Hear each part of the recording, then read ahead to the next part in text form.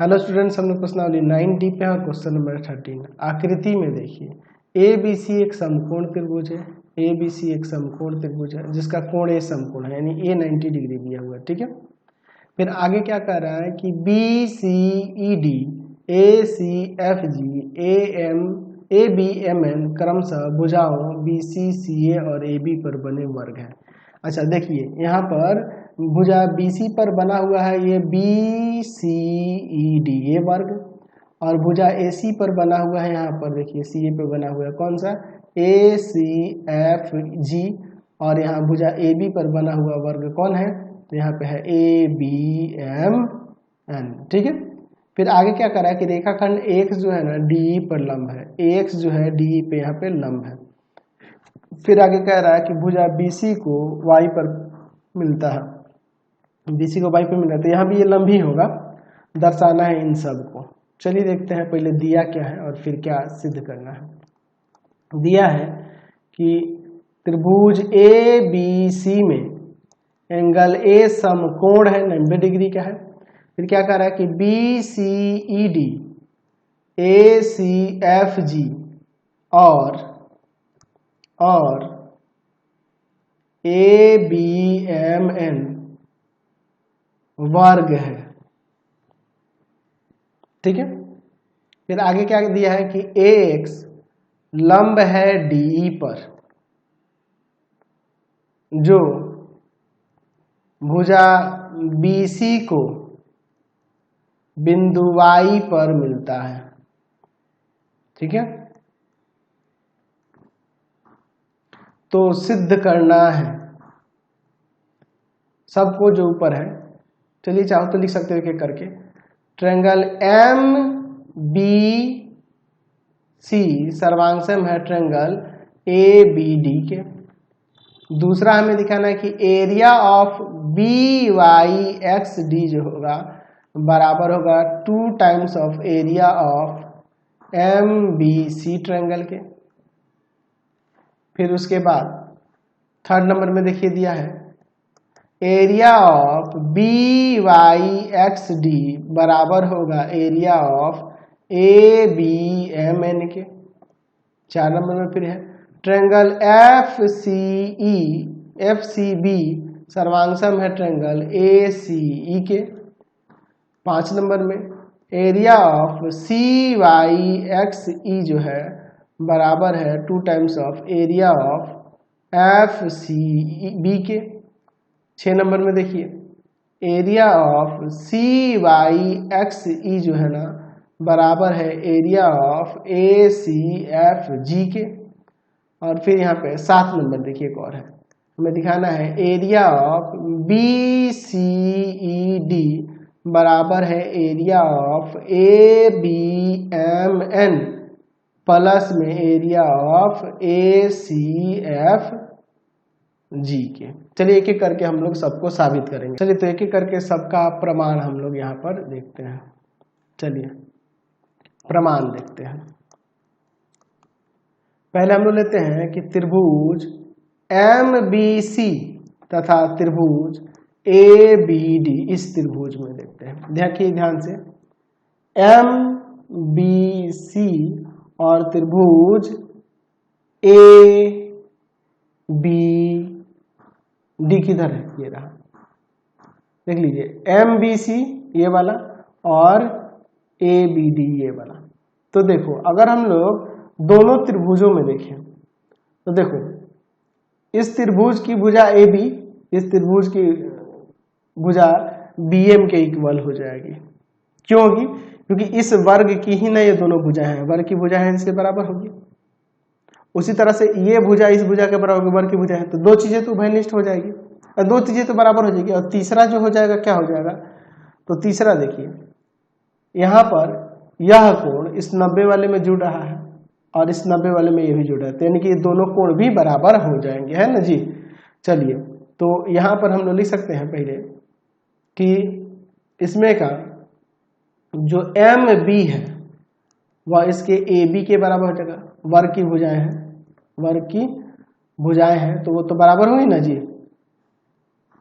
इसी वर्ग की भुजा ये भी है और ये भी है तो ये बराबर हो जाएगी। अच्छा दूसरा एंगल इसके अंदर का, इस त्रिभुज के अंदर का, MBC के अंदर का एंगल MBC बराबर हो जाएगा एंगल ABD के।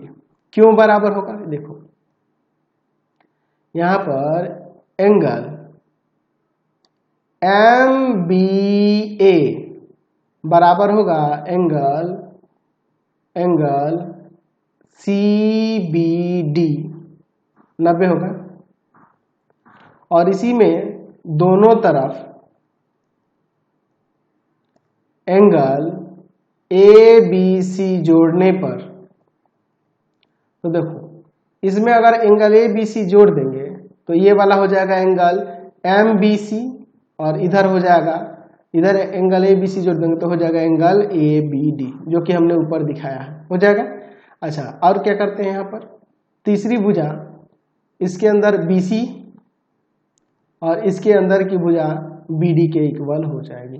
वर्ग की भुजाएं हैं इसलिए, वर्ग की भुजाएं हैं इसलिए होगा, एक ही वर्ग की भुजाएं हैं इसलिए बराबर हो जाएंगी। तो यहां से हम लोग सर्वांग नहीं लिख सकते हैं, तो त्रिभुज MBC सर्वांग हो जाएगा त्रिभुज ABD के। कैसे? भुजा कोण भुजा सर्वांग समता से। चलिए सर्वांग सम हो गया, पहला हो गया ये। चलिए दूसरे के लिए चलते हैं, ठीक है। यहाँ पर जब ये सर्वांग सम हो गया तो इनका क्षेत्रफल बराबर हो जाएगा, MBC का क्षेत्रफल बराबर हो जाएगा एरिया ऑफ ट्रायंगल ABD का, है ना। कैसे? सर्वांग समता के क्षेत्रफल अभिगृहित से, ठीक है। अब इसके बाद देखते हैं यहाँ पर। अच्छा, अब यहाँ पर अगर हम लोग बात करें सेकेंड नंबर की, सेकेंड नंबर में क्या दिखाना है कि 2 गुना MBC का क्षेत्रफल BYXD के बराबर होगा, BYXD के। चलिए यहाँ पर देखिए, यहाँ पर ये जो BYXD देख रहे हैं इसका क्षेत्रफल, और यहाँ पे देखिए ABD, इसको देखिए, तो ये ABD और BYXD इन दोनों का आधार BC है और एक ही समांतर के बीच में है, तो इस त्रिभुज का क्षेत्रफल इस चतुर्भुज के क्षेत्रफल इस आयत के क्षेत्रफल का आधा होगा, है ना। लिख सकते हैं कि त्रिभुज ABD तथा आयत BYXD एक ही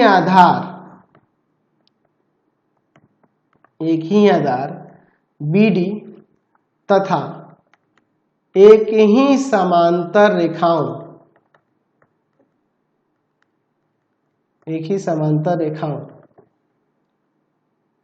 BC तथा AX के बीच है। अब कहोगे कि ये समांतर कैसे? अरे ये 90 है, 90 है तो समांतर नहीं हो जाएगा यहाँ पे। चलिए, तो इसलिए यहाँ पे इस त्रिभुज ABD का जो क्षेत्रफल होगा वह आधा ना होगा जी आयत के क्षेत्रफल के, BY किसके? BYXD के हो जाएगा ना जी, BYXD के क्षेत्रफल का आधा। अब इसके बाद हम लोग यहाँ पर देखते हैं, तो ये ABD जो है MBC के बराबर है, तो यहाँ पे MBC नहीं लिख सकते हैं, एरिया ऑफ ट्रायंगल MBC बराबर में half of area of BYXD। अच्छा, इसको लाके इधर गुना में कर देते हैं, तो 2 गुना एरिया ऑफ ट्रायंगल MBC जो होगा बराबर हो जाएगा एरिया ऑफ किसका? BYXD। तो हमने दूसरा भी प्रूव कर दिया है ना। अब देखते हैं तीसरे के लिए। तीसरे में क्या दिखाना है? तीसरे में देखिए, ये जो BYXD है ना, X का क्षेत्रफल ABMN के इक्वल है। तो देखो कैसे होगा ये, इसको समीकरण 1 लिखो। अब इसके बाद देखिए, त्रिभुज MBC तथा इसको समीकरण 1 लिखो, ठीक है, इसको 2 कर दो।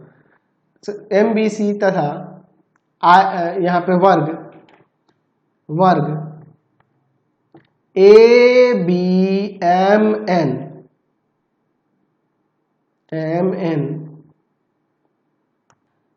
एक ही आधार MB और एक ही समांतर रेखाओं कौन कौन सी समांतर होंगी? MB समांतर NC के बीच है। अब आपको कैसे समझना, देखो ये 90 है, ये 90 है, तो ये स्ट्रेट लाइन ही ना हुआ, तो ये समांतर होगा इसके, जाहिर सी बात है, ये वर्ग है तो वर्ग के अन्य समय को ये समांतर होगी ना जी। तो यहाँ से हो जाएगा area of triangle MBC half of किसके, वर्ग ABMN के। ये लाके इधर दो से गुना करते हैं, 2 गुना एरिया ऑफ ट्रायंगल MBC जो होगा बराबर हो जाएगा एरिया ऑफ ट्रायंगल, या फिर ऐसे ही रहने दो, यहाँ पर देखिए इसको समीकरण 3 कर देते हैं हम लोग। देखो गड़बड़ कर दी, ये 2 ना मान लें, ये 2 मान लेते हैं, ठीक है। इन दोनों से देखते हैं समीकरण 2 तथा 3 से, ये देखो ये दोनों MBC है तो ये दोनों बराबर नहीं हो जाएंगे। एरिया ऑफ BYXD जो हो जाएगा बराबर हो जाएगा एरिया ऑफ ABMN के। चलिए अब हम लोग आगे बढ़ते हैं इसमें, ठीक है। चलिए अब त्रिभुज की तरफ चलते हैं, जो त्रिभुज इसके बाद सर्वांग समकलन है। कौन कौन सा त्रिभुज, देखिए इसके बाद 4 नंबर ना, त्रिभुज FCB तथा त्रिभुज ACE में देख लीजिए, FCB और ACE यही ना था, FCB और ACE। चलिए इन दोनों त्रिभुजों में देखते हैं। देखिए FCE कहाँ गया, FCB और ACE, ये तो सेम उसी तरह का है ना। चलिए यहाँ पर देखिए क्या हो जाएगा, तो यहाँ इसमें का FC इसमें के AC के बराबर हो जाएगा, क्योंकि ये वर्ग की भुजाएं हैं, बराबर हो जाएंगी, वर्ग की भुजाएं हैं एक ही वर्ग की, ये बराबर हो जाएंगे। दूसरा एंगल FCB बराबर में एंगल ACE कैसे बराबर होगा, तो देखिए एंगल ACF बराबर में है एंगल BCE बराबर 90, प्रत्येक 90 है, समकोण है ना जी, ये 90 होगा, ये 90 होगा, तो दोनों तरफ एंगल ACB जोड़ने पर, तो ये अगर जोड़ेंगे ये कोण, तो ये देखिए एंगल ACF में अगर ये ACB जोड़ देंगे तो ये वाला कोण बन जाएगा एंगल FCB, और इधर ACB और ये वाला कोण जोड़ देंगे तो ये वाला कोण बन जाएगा एंगल ACE।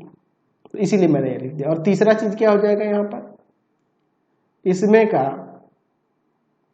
का जो CB है,